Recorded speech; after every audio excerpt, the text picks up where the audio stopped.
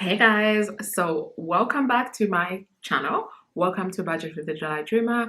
My name is Miranda, and on this channel I share everything personal finance. I cover budgeting, saving, and investing.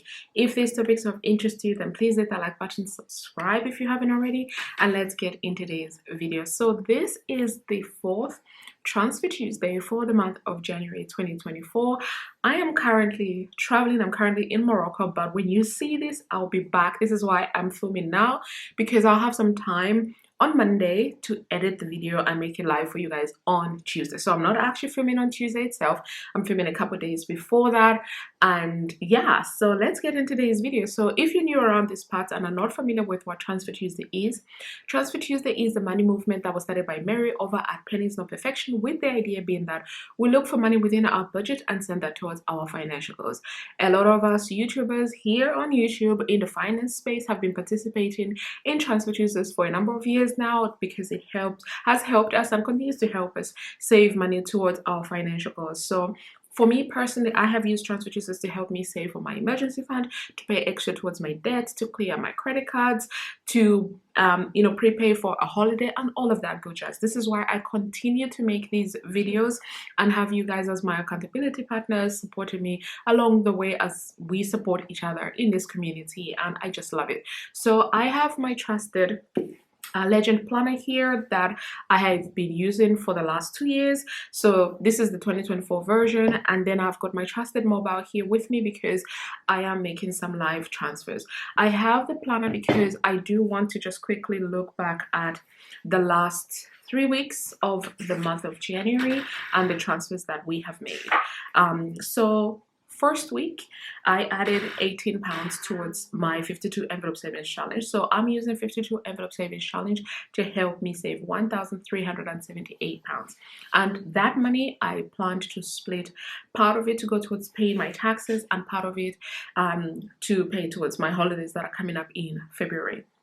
And I mentioned in last week's Transfer Tuesday that I decided once I got paid to just go ahead and pay off my taxes, which I did. So I'm still going to reimburse myself from this 52 envelope savings challenge, but for now I'm just keeping that money in a high yield savings account until I'm ready to actually utilize it. So we started off at I added £18 towards the 52 envelope savings challenge to bring my total save to £448, because I started the month of January at £430 saved. Then week 2 I added in £19, £21 and £22 to bring my overall save to £510. And then last week, I added envelopes 28 and 27 to bring my total saved to $565.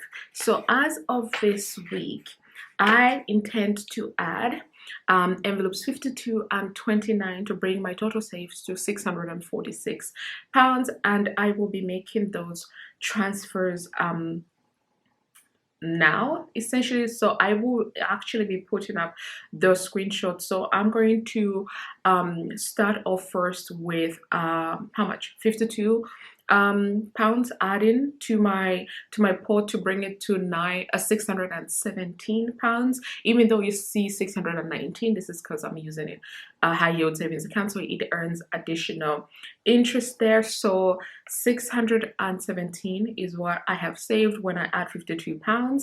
And then I decided last minute to also add £29. So with adding £29, that brings my total saved to 646, even though in the app you see 648 and 54 pence again, because it's in a high yield savings account. So at the end of week 4 for January 2024, we are ending at £646 saved. So the total, I'm just going to use my calculator here.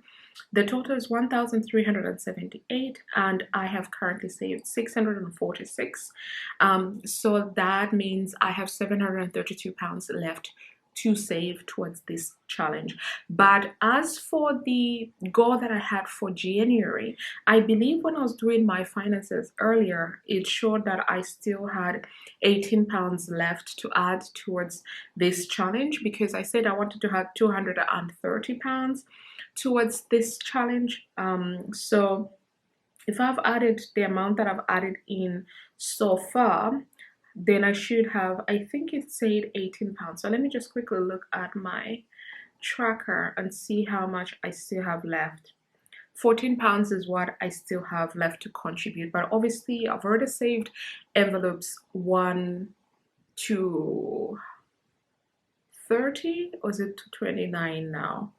Yeah, so I don't have envelope 14 open, so I probably need to add just a little bit more than that. Maybe by the time I'm closing the month, I can add at least 32 pounds so that I'm entering the month of February with 700 pounds even left to save towards the 52 envelope savings challenge. But yeah, that is my transfer Tuesday, you guys, and I am excited to be filming this video and also to have added as much money as I've been able to, because not all weeks are created equal. Some weeks I get income from Etsy, some weeks I get income from my 9 to 5, some weeks I get rental income, and then there are weeks where I get nothing, and therefore sometimes I don't have anything to contribute, sometimes I only have a penny to contribute.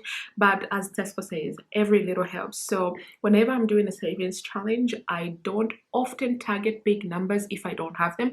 In the events that I do target big numbers. Like this week I had 52 pounds available, so I was like, okay, 52 pounds, the envelope is still left to be saved, so I saved that. And then the 29 pounds, this one I actually just took it from one of my variable expenses, because I realized that I probably won't be spending this money anyway. So if I'm not going to be spending it, or have made a decision not to spend it, I might as well send it towards my savings. I try and do that a lot. I personally believe outside of your fixed bills, I feel like your variable expenses is one place where you can play around with the numbers and decide and make a decision. Okay, I am going to reduce my food budget, if you can, because things are expensive now. I'm just saying, I'm just giving that as an example.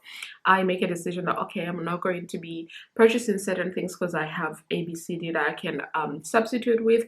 So if I'm not going to use this money, I'm just going to send it towards my savings. This is what we honestly mean about looking for money within your budget. You actually look at where you can save. For me personally, the biggest place that I can save is my variable expenses, because my fixed expenses are direct debit, so there's really little to no room there for me to save. Any money outside of when subscriptions or whatever bill it is comes up for renewal, or maybe I go to a different provider, that is a way that I can reduce the costs with fixed bills. And then the same thing with debt. With debt, I actually don't even want to remove from debt. I want to add as much as possible to the debt, but there will also be months where I don't have additional to add towards debt, which if I don't have additional towards have to add towards debt, I may not actually have additional to add towards whatever I'm saving for. But variable expenses, I can always play around with variable expenses. I work from home, but often because I have to travel to see my family or go to the airport and stuff like that, I sometimes just say to my parents, instead of me coming to you or you coming to me, why don't we just talk online? Obviously in person is better, but we just communicate on the phone, and that's one way I can save money. But there are times when I go periods without seeing my parents, which doesn't make me really happy, so I will go ahead and just be like, okay, I'll go. But for times where like I didn't finish, like right now I didn't finish the fuel that I put into my car from December, and that's what I've been using the entire month of January. We still have about, I want to say 11 days left in the month, and I think this week I would definitely have to top up my car.